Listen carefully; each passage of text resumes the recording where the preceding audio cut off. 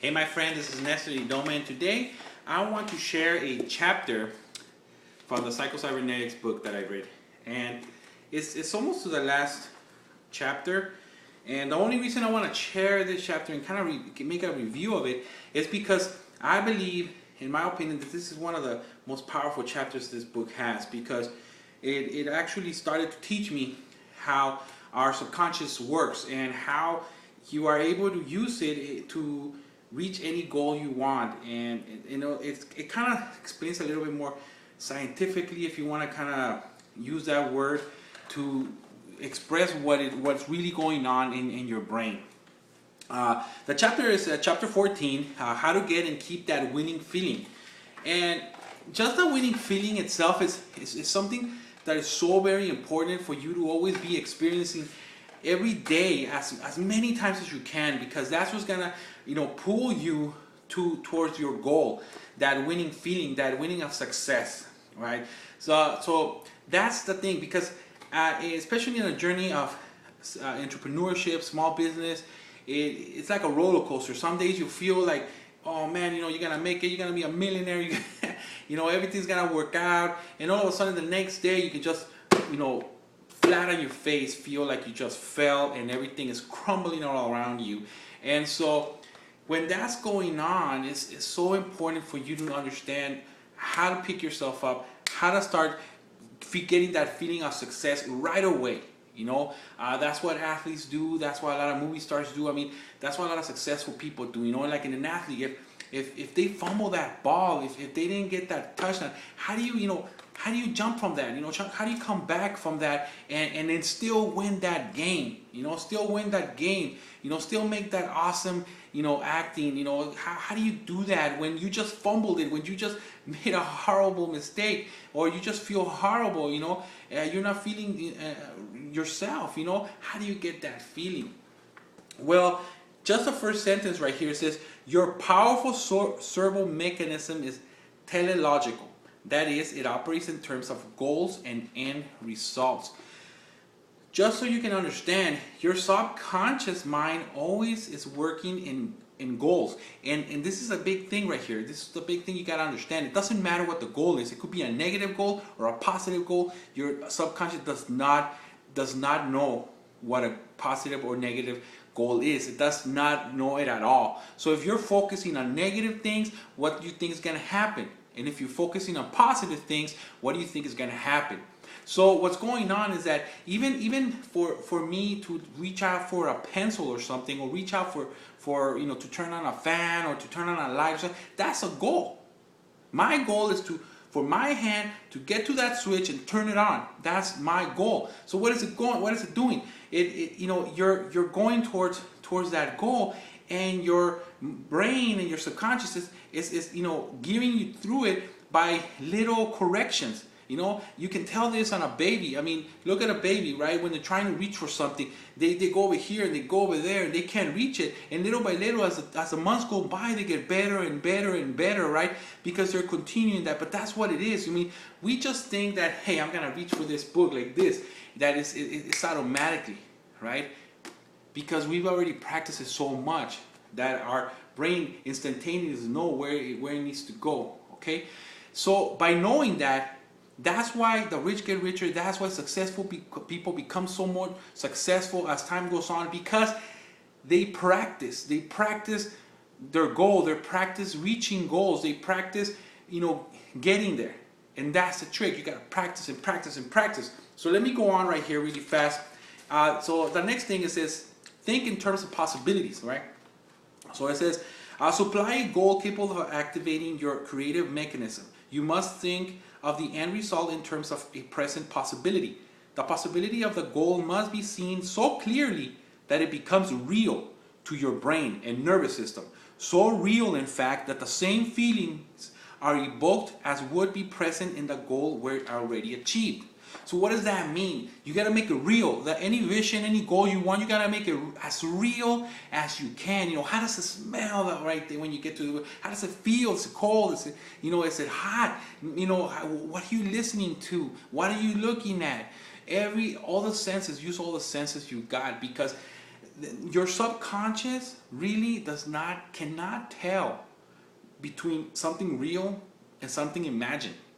And if you imagine something that it feels so real, that's how your subconscious is gonna think. It's gonna think it's real. So it's gonna act as if it's real. It's gonna start giving you answers as if it's real. And that's why it's so powerful for you to start acting as if you already have that, as if you already are that person that you want to become. Because all of a sudden, subconsciously and as a habit, all of a sudden you're gonna start acting like the person you want to become. You're gonna start talking like the person you want to become. You're gonna start, just doing everything as a person you want to become, and that's the trick. So you have a goal, you envision it, you have to make it as real as you can. Okay, guys. I mean, that is what. That's one of the powerful things right here. So this is I think one of the most powerful parts of this chapter, in my opinion, is in the part that says how science explains the willing feeling. So this is how science explains it. Okay. One of the little things that I highlighted says skill learning is largely a matter of trial and error practice until a number of hits or successful actions have registered in your memory. That's it, guys. That's it. I mean, becoming success in anything, your home-based business, your career, your acting career. I mean, it doesn't matter what it is. You have to practice it. Practice until eventually you'll start finding some successes. Also, make sure that you're, taking, into consideration the smaller successes. Okay, I see that some of the biggest problem is that, we see all these big successful people up there, and we just wanna grab that. We just wanna be there already. And the problem is we never saw all the little baby steps that they took to get there. Okay, and that's the little baby steps that you have to take yourself. You have to get there. So as you reach to success, you're not gonna be there the next day. It's gonna take a while. It's gonna take a while until you get there. Okay, you're gonna have to be doing some little successes. But if you don't take notice to those little successes, it's just gonna be harder on you, because you're like, a little success, let's say for instance, you got your first customer or something, but then you're like, yeah, but I still don't have 100. I mean, come on, you got your first customer. That's something to be joyful. See, you want to experience as much as you can that feeling of winning, the feeling of success. All right? Because that's going to bring the next one even faster, okay? And then the next one even faster until you all of a sudden it's a habit, okay? But look at this, listen to this. When a successful pattern of action is performed, the entire action pattern from the beginning to the end is not only stored in what we call our conscious memory, but in our very nerves and tissue. All right? I mean, that's mind-blowing right there, guys.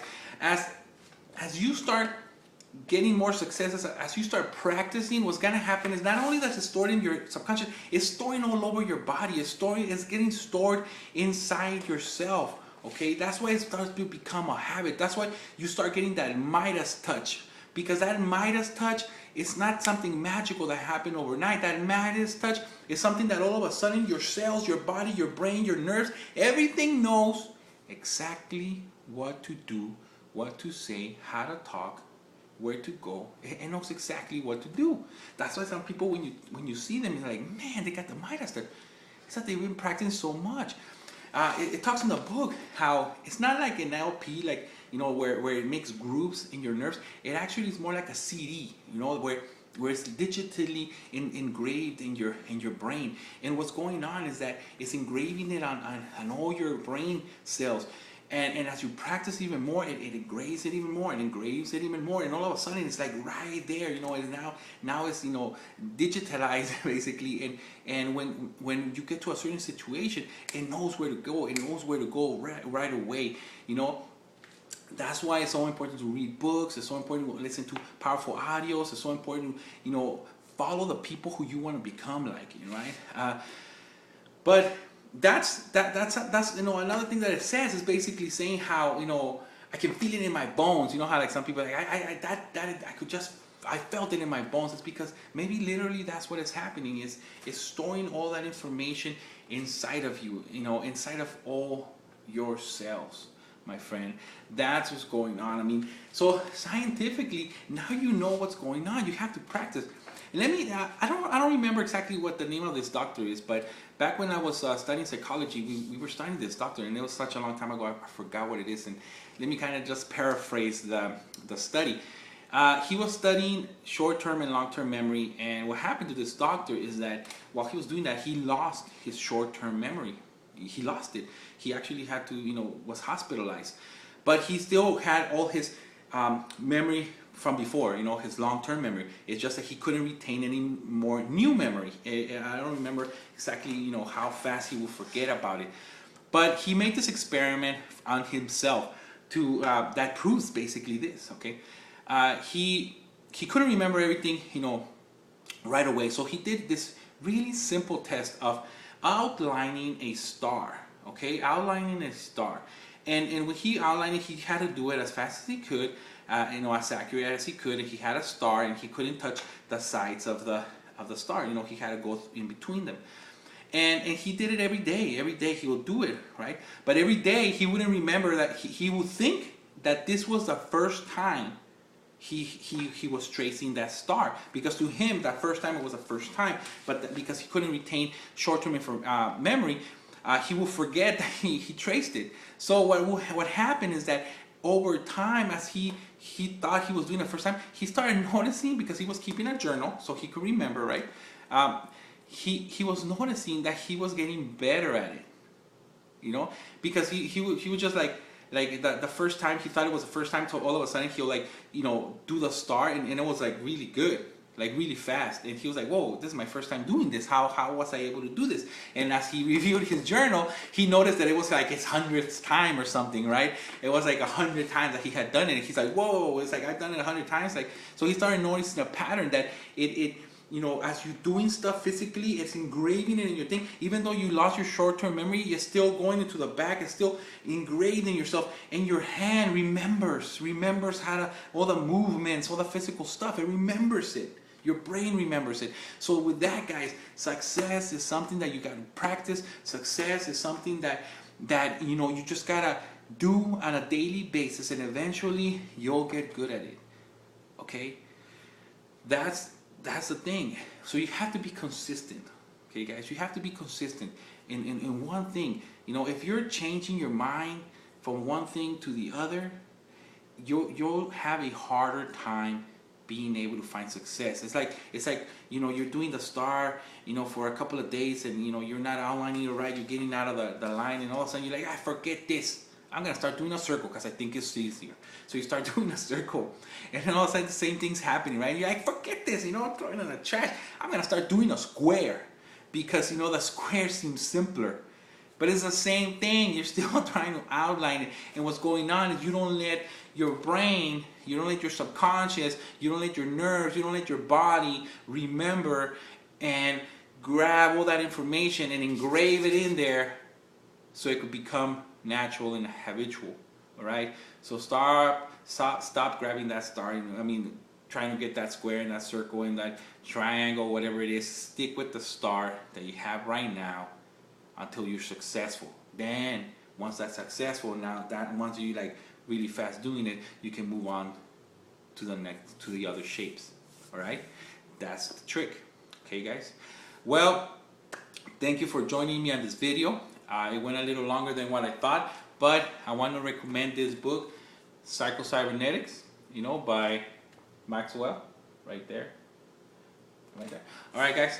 Also, I will be putting a link to some free training that I offer for everybody. If you guys want to, because I'm a blogger, and I believe in blogging so much, and videos and everything.